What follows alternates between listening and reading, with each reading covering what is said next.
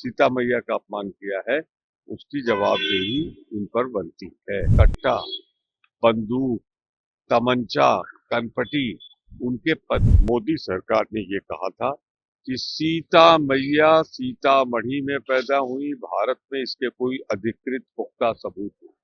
2017 में सीतामढ़ी के संदर्भ में भारतीय जनता पार्टी के सांसद प्रभात झा ने एक सवाल पूछा था और मैं मौजूद था राज्यसभा में।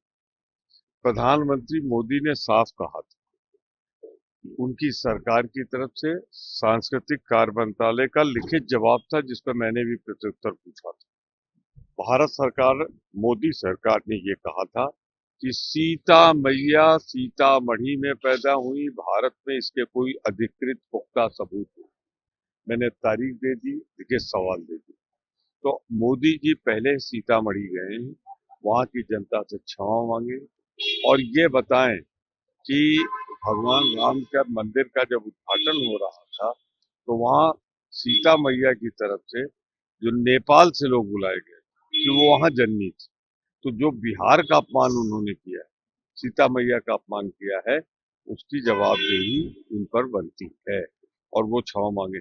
और प्रधानमंत्री जी को मैं समझाना चाहता हूँ, ये कट्टा, बंदूक, तमंचा, कनपटी उनके पद पे शोभा नहीं देता। आज तो दुनिया कहाँ पहुंच गई और आप जो है कट्टा बंदूक में फंसे पड़े, इसलिए कि 11 साल में कोई विकास आपने किया वो बताने को नहीं।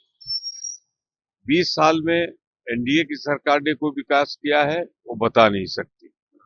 सीता मैया का अपमान कर रही, इसलिए आप कट्टा और तमंचा में फंसे हुए। हरियाणा में इस प्रकार से राहुल गांधी का सरकार भी इसी प्रकार बिहार में भी बीजेपी जो है वो दूसरे राज्यों से स्पष्ट प्रमाण सामने, तस्वीर साफ है।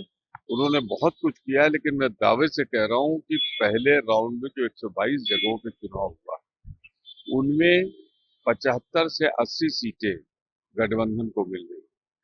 ध्रुवीकरण हो गया, बिहारी वर्सेस बाहरी। तो जो बाहरी लोग हैं, मान रहे लोग कि मोदी और अमित शाह बाहर से आके कब्जा कर रहे हैं और यही सब करा रहे हैं, इसलिए ध्रुवीकरण। एक पहले राउंड में जिस तरीके से चुनाव के परिणाम का एक तस्वीर आई है, एक उत्पन्न हुआ है कि एनडीए गठबंधन हार रहा है और हमारा महागठबंधन ये जीत रहा है। तो भारतीय जनता पार्टी सरकार के इशारे पर जो ये हवाई अड्डे और एनडीए सरकार के इशारे पे जो ये जिले हैं, ये जो दूसरे दल के नेता हैं, इनके हेलीकॉप्टर को नहीं उतरने दे रहे, घंटे घंटे 2-2 घंटे विलंब कर रहे हैं। कल 1.5 घंटे कांग्रेस अध्यक्ष का हवाई जहाज खड़ा रखा गया दिल्ली में। यहाँ आने के बाद मेरा हेलीकॉप्टर को 3 में से 2 जगह की परमिशन नहीं, यहाँ से परमिशन लेके हम उड़े। यही सारे नेताओं के साथ हो रहा है, ये घटियापन है। मैं जिला प्रशासन से अनुरोध करूंगा, मैं एयरपोर्ट के अथॉरिटी से करूंगा कि वो भेदभाव में न पड़े। हमारी सरकार बन रही है, जो अधिकारी जानबूझ के ऐसा करेंगे उनके खिलाफ नियमानुसार कार्रवाई।